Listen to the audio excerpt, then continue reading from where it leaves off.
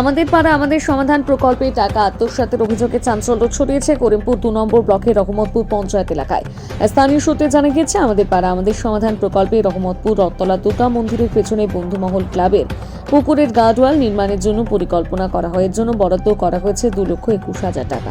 স্থানীয়দের দাবি, গার্ডওয়াল নির্মাণ করেও অত টাকা খরচ হয়নি। ওই গার্ডওয়াল নির্মাণের জন্য সর্বোচ্চ 70 থেকে 1 লক্ষ টাকা ব্যয় হতে পারে। বাকি টাকা শাসক দলের নেতা প্রশাসনের আধিকারিকরা আত্মসাৎ করেছেন। তাদের আরও দাবি, রাজ্য সরকার মানুষের সমস্যা সমাধানের জন্য টাকা বরাদ্দ করলেও সমস্যা সমাধানে শাসক দলের নেতা এবং প্রশাসনের আধিকারিকদের জন্য রাজ্য সরকারের ভাবমূর্তি নষ্ট হচ্ছে। আমাদের অভিযোগ, রহমতপুর রথতলা পাড়ায় বন্ধুমহল ক্লাবের একটা গার্ডওয়াল তৈরি হচ্ছে। সেই গার্ডওয়ালটার খরচা হচ্ছে 2,21,000 টাকার একটা বোর্ড মারা আছে।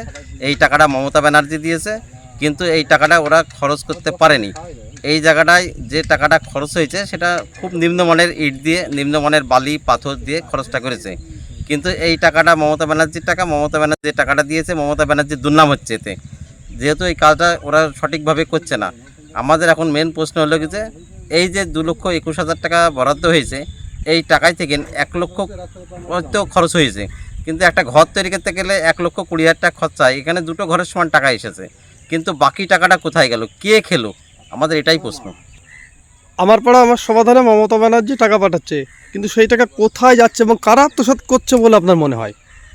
এই মমতা ব্যানার্জি যে টাকাটা দিচ্ছে, এই টাকাটা মমতা ব্যানার্জির ভাইয়েরা, কিন্তু এখানকার প্রধান বিডিও এরাই হয়তো আত্মসাৎ করেছে, কন্ট্রাক্টর সমিতির সাথে জড়িত আছে। আমরা চাই এই টাকাটা উদ্ধার হোক, বাকি টাকাটা দরকার হয় ফেরত যাক, তাও ঠিক আছে, কিন্তু সঠিক কাজটা আমরা চাই। আমার পাড়া আমাদের সমাধানে যে মমতা ব্যানার্জি টাকাটা দিয়েছেন, এই টাকাটা সঠিকভাবে খরচ করা জন্য দিয়েছে, কিন্তু টাকাটা সঠিকভাবে খরচ করা হোক, এটাই আমরা চাই। এতে মমতা ব্যানার্জির দুর্নাম, যদি সঠিকভাবে টাকাটা খরচ হচ্ছে না বলেই মমতা ব্যানার্জির আজ দুর্নাম হচ্ছে, কিন্তু আমরা মমতা ব্যানার্জির কোনো জায়গায় দুর্নাম দেখছি না। যেহেতু আমার পাড়া আমার সমাধানে যে টাকাটা দিয়েছে, এই টাকাটা সঠিকভাবে খরচ করা হোক। আপনার পরিচয়? আমি উৎপল বিশ্বাস, রহমতপুর এই বুথেই বাড়ি। আপনাদের অভিযোগটা কি? এইখানে রহমতপুরে 74 নম্বর বুথে আমাদের পাড়ায় আমাদের সমাধানে বন্ধুমহল ক্লাব আছে। বন্ধুমহল ক্লাবের পাশে একটি গার্ডওয়ালের জন্য স্কিম দেওয়া হয়। স্কিমটাতে বরাদ্দ হয়েছিল 2,21,000 টাকা। একটা বোর্ড বসেছে সেইখানে, কিন্তু সেখানে দেখা যাচ্ছে 1000 খানেক মতো ইট কাজ হয়েছে, 3-4টে থাম্বা তুলেছে, পিলারের কাজ হয়েছে। সেখানে দেখা যাচ্ছে 70 থেকে 80,000 টাকার মতো কাজ হয়েছে। বাকি টাকার কোনো কাজ হয়নি। বাকি টাকার কেন কাজ হলো না, সেটাই আমাদের অভিযোগ। মুখ্যমন্ত্রী মমতা বন্দ্যোপাধ্যায় সমস্যা সমাধানের জন্য টাকা পাঠিয়েছে, সত্যি কি সমস্যা সমাধান হচ্ছে? না, মমতা বন্দ্যোপাধ্যায় আমাদের রাজ্য সরকার যে স্কিমের টাকা এখানে বরাদ্দ করেছেন, সেই টাকা সম্পূর্ণভাবে কাজ হচ্ছে না। দেখা যাচ্ছে এইখানের যেটা আমরা দেখতে পাচ্ছি সাইনবোর্ডে 2,21,000 টাকার স্কিম, কাজ হয়েছে মাত্র 70,000 টাকা। বাকি টাকাটার কোনো কাজ হয়নি। আমরা চাই এই টাকাটা ফিরে আসুক। এই বুথের এই যে বরাদ্দটা হয়েছে, সে বরাদ্দের কাজটা কিছুটা বাকি আছে, সম্পূর্ণভাবে যাতে কাজটা হয় সেটাই আমরা চাই। মমতা বন্দ্যোপাধ্যায় টাকা পাঠাচ্ছে, সেই টাকা এইখানে দেখা যাচ্ছে যে সমস্ত কন্ট্রাক্টররা কাজ করছে, বিডিও, প্রশাসন প্রধান যারা আছেন, কাজগুলো বিষয়গুলো তদারকি করে দেখভাল করছেন, তারাই দেখা যাচ্ছে এখান থেকে সম্পূর্ণ টাকার কাজ হচ্ছে না, অথচ সাইনবোর্ডে দেখা যাচ্ছে যে সম্পূর্ণ টাকার কাজ হয়ে গেছে। তো এইখানে দুর্নীতির একটা বিষয় উঠে আসছে। এই দুর্নীতিটা করছে কারা? প্রশাসন যারা আছে তারাই করছে, তারাই ইনভলভ। তা না হলে এইভাবে দুর্নীতি করা সম্ভব না। এতে মমতা বন্দ্যোপাধ্যায়েরও দুর্নাম হচ্ছে। রাজ্য সরকার টাকা পাঠাচ্ছে, কিন্তু সেই রাজ্য সরকারের টাকা আমাদের বুথে এসে আমাদের পাড়ায় আমাদের সমাধানে পুরো টাকা খরচ হচ্ছে না। তাহলে এখানে তো প্রশাসন যদি তৎপরতা না ভাবে কাজ করে, তাহলে সেখানে আমাদের রাজ্য সরকারেরও একটা বড় দুর্নাম। চাচ্ছেন কি এখন?